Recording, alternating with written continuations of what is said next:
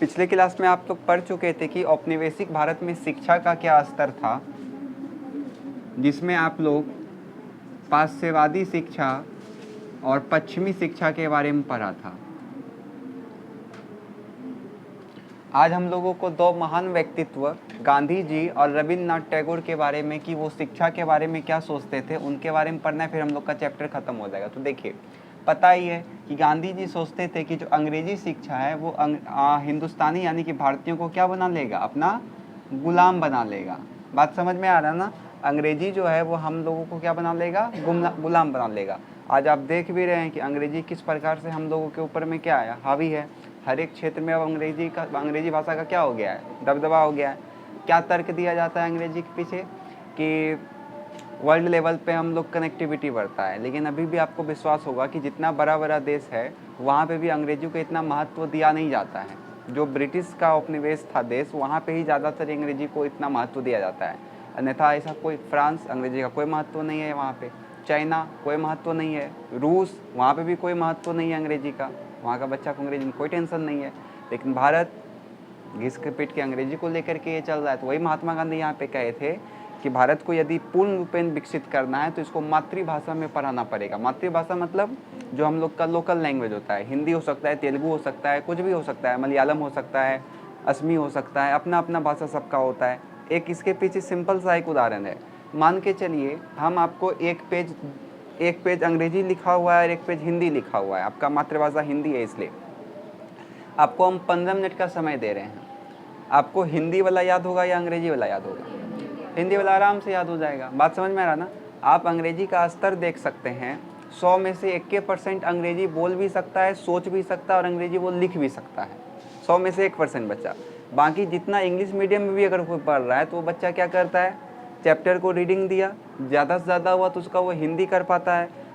उसको आप फिर बोलिएगा कि क्वेश्चन आंसर खुद से लिख करके दिखाओ, उसका पसीना छूट जाता है क्वेश्चन आंसर लिखने में। उसको बोलिएगा कि अंग्रेजी बोल के दिखाओ, बोलने में वो हिचकिचाता है अंग्रेजी को।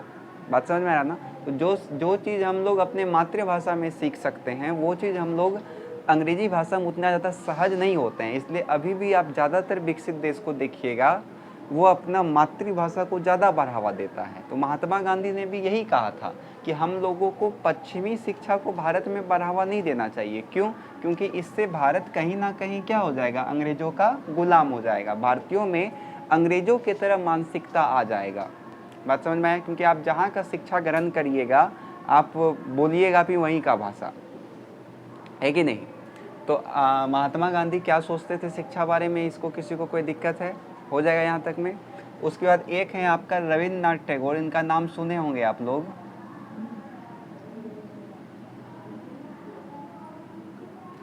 तो देखिए, इनका जो तर्क था वो गांधी जी से बिल्कुल विपरीत था। ये शिक्षा, पश्चिमी का जो विज्ञान हो गया, उसका जो तकनीकी शिक्षा है, और इसके साथ साथ में जो भी भारतीय शिक्षा था, दोनों का ये समान मिश्रण चाहता था, सम्मिलित शिक्षा को चाहता था रविन्द्रनाथ टैगोर। बात समझ में आया?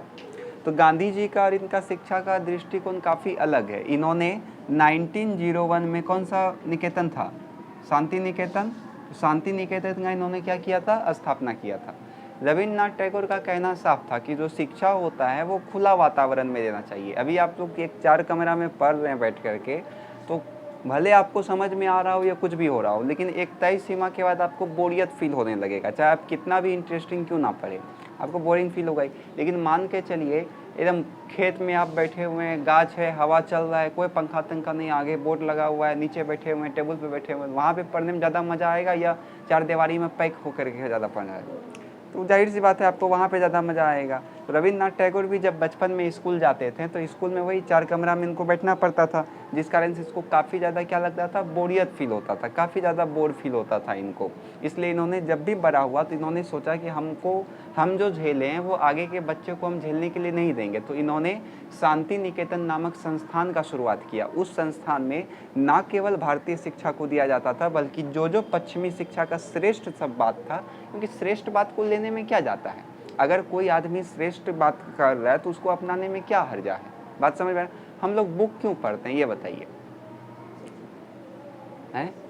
अगर कोई भी आप बुक खरीदते हैं तो बुक खरीदने का पीछे का सबसे सहज मतलब क्या होता है?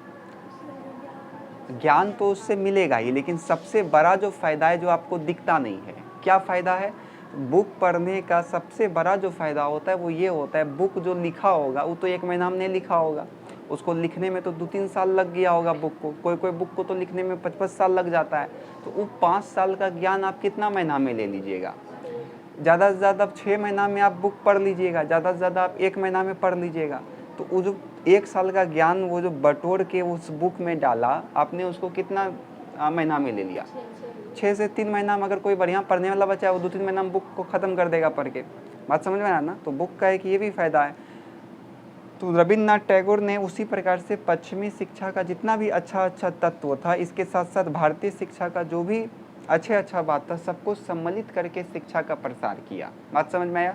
इसके साथ इन्होंने कला, नृत्य, संगीत एवं अन्य कलाओं को भी बढ़ावा दिया अपने शिक्षा में। ठीक है, तो रविन्द्रनाथ टैगोर का शिक्षा के बारे में किसी को कोई दिक्कत है? महात्मा गांधी के बारे में एक बार और याद रखिएगा कि महात्मा गांधी लिखने पर विश्वास नहीं करते थे। हाँ, क्योंकि जो पश्चिम का शिक्षा है वो ज़्यादातर लिखाने पे डिपेंड है। आप लोग भी स्कूल में पढ़े होंगे तो ज़्यादातर लिखाया जाता होगा, क्योंकि भारत में हम कह सकते हैं कि अभी भी पश्चिमी शिक्षा का बहुत ज़्यादा प्रभाव है। आप स्कूल चले जाइए, स्कूल में टीचर आने के बाद जब वो पढ़ा के जाता है तो केवल उसका काम होता है लिखवाना। 20-25 पेज एक दिन में लिखा दिया, जो स्कूल में होता है आमतौर पर। उसका होमवर्क में दे दिया कि इसको रट करके अगला दिन आना, नहीं सुनाओगे तो भयंकर पीटेंगे। सब बच्चा उसको रट्टू तोता की तरह रट करके आ गया, अगला दिन सुना दिया, 2 दिन के बाद फिर भूल गया। फिर उसको होमवर्क देगा कि वही चीज़ याद करके लाना, फिर वो रट करके आएगा, फिर सुनाएगा, फिर भूल जाएगा। फिर टेस्ट आएगा और टेस्ट में आप एक बार रट के लिख दीजिए, फिर टेंशन खत्म, फिर आप ज़िंदगी भर के लिए उसको भूल जाइएगा। ऐसे ये होता है कि नहीं? लगभग सब जगह यही हाल है, क्योंकि हम लोग का शिक्षा व्यवस्था ही उसी प्रकार का है, लिखने का। लेकिन यदि मान के चलिए लिखाया तिखाया नहीं जाता है, आपको मौखिक रूप से याद करवाया जाता है, तो वो आपको जीवन भर याद हो जाएगा। बात समझ में आ रहा ना? नॉर्मली हम बोल रहे हैं, आप सुन रहे हैं, अब हम इसको नहीं लिखाएंगे, लेकिन जब आप इसको 4-5 बार आज ही रिपीट करिएगा मन में, तो आपको ये याद रह जाएगा। और कल भी रिपीट कर लीजिएगा तो परसों भी याद रहेगा। लेकिन आज मान के चलिए आपको इसको रिपीट करने में 15 मिनट लगा, लेकिन कल आप जब इसको रिपीट करिएगा तो मुश्किल से आपको 10 मिनट लगेगा, परसों जब रिपीट करिएगा तो 5 मिनट लगेगा। तो संख्या क्या होते जाता है? कम होती।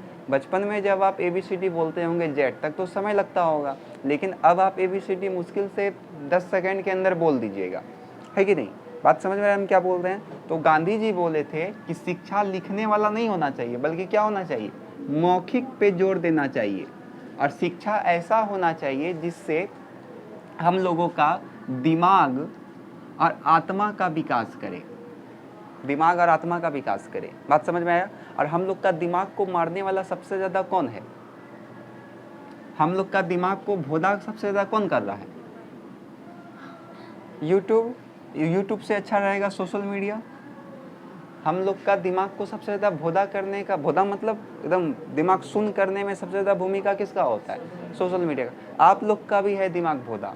इसको आप एक प्रैक्टिकल कर सकते हैं। आप इसको आप घर जाइएगा, ठीक है? या फिर चलिए बताइए, जैसे हम क्लास में एंट्री किए थे सबसे पहला वर्ड हम क्या बोले थे?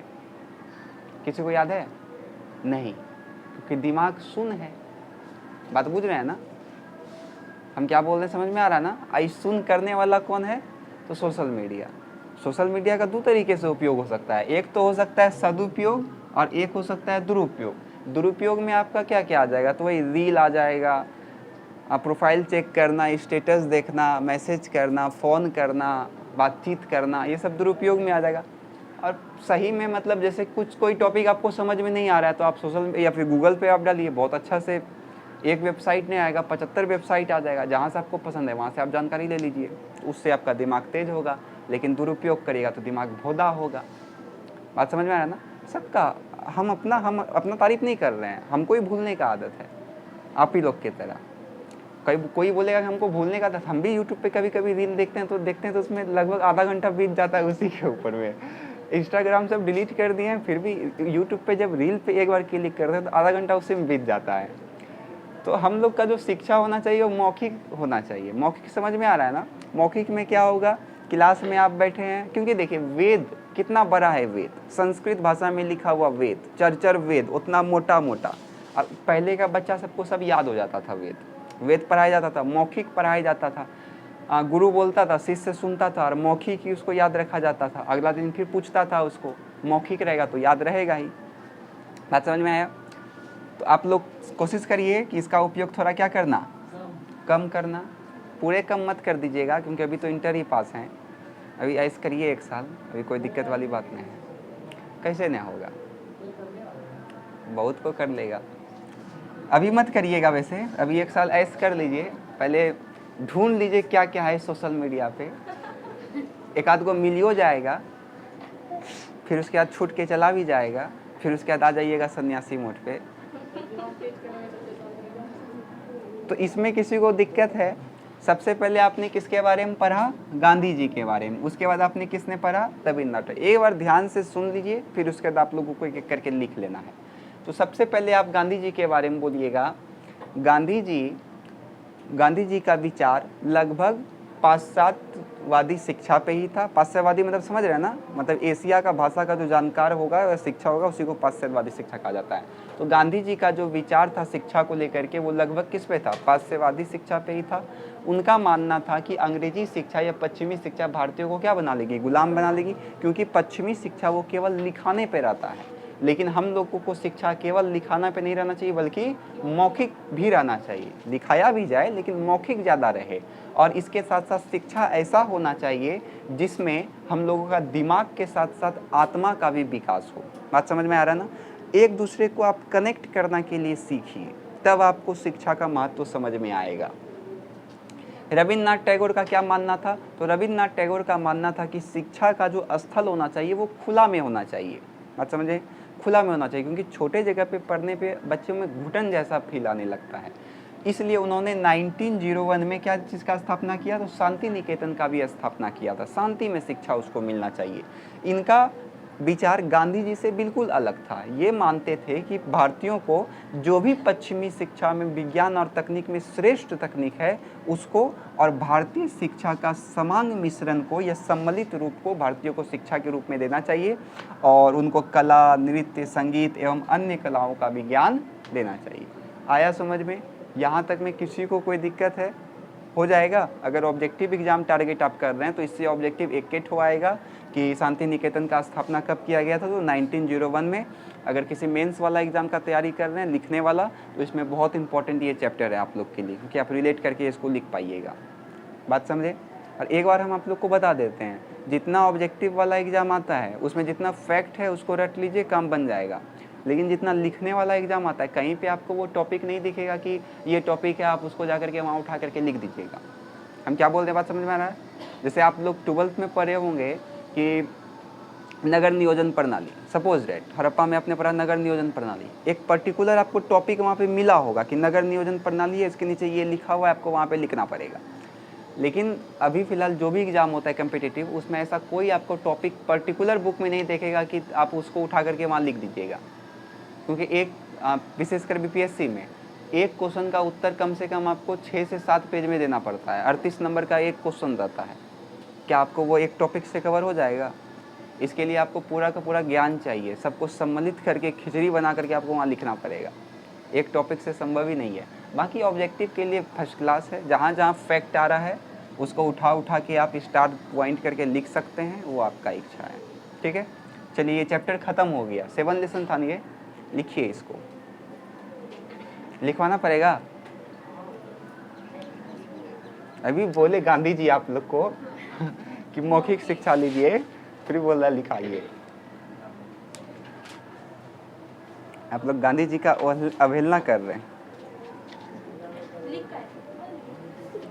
चलिए लिखिए।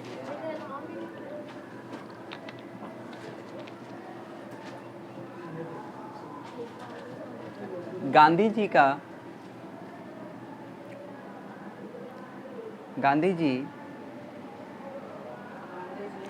ये मानते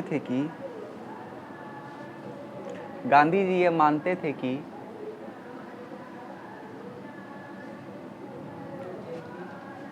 अंग्रेजी शिक्षा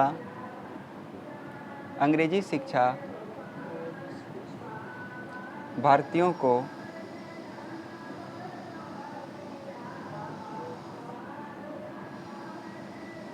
अंग्रेजी शिक्षा भारतीयों को गुलाम बना देगी।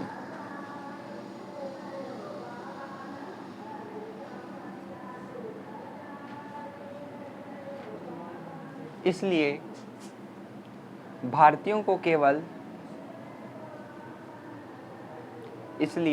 को केवल पश्चिमी की तरह लिखने का नहीं बल्कि मौखिक का शिक्षा देना चाहिए।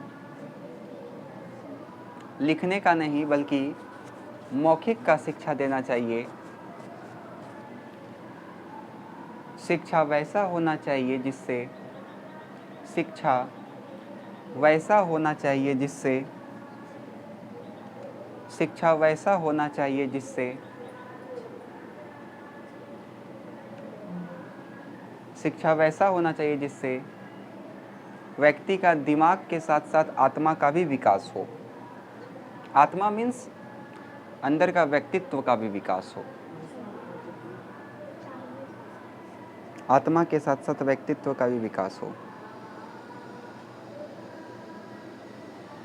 चलिए अगला लिखिए रविन्द्रनाथ टैगोर का विचार।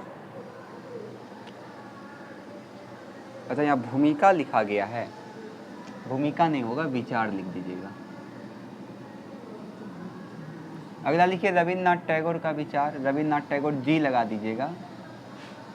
इसमें लिखिए रविन्द्रनाथ टैगोर ने 1901 में रविन्द्रनाथ टैगोर ने 1901 में शांति निकेतन का स्थापना किया। शांति निकेतन का स्थापना किया।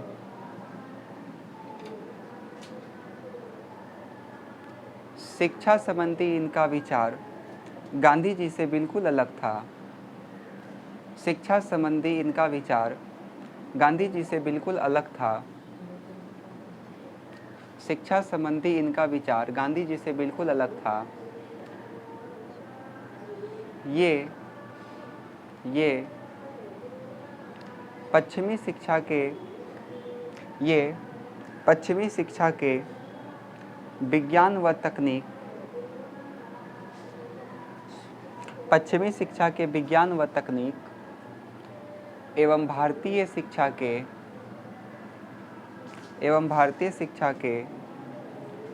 ज्ञान व तकनीक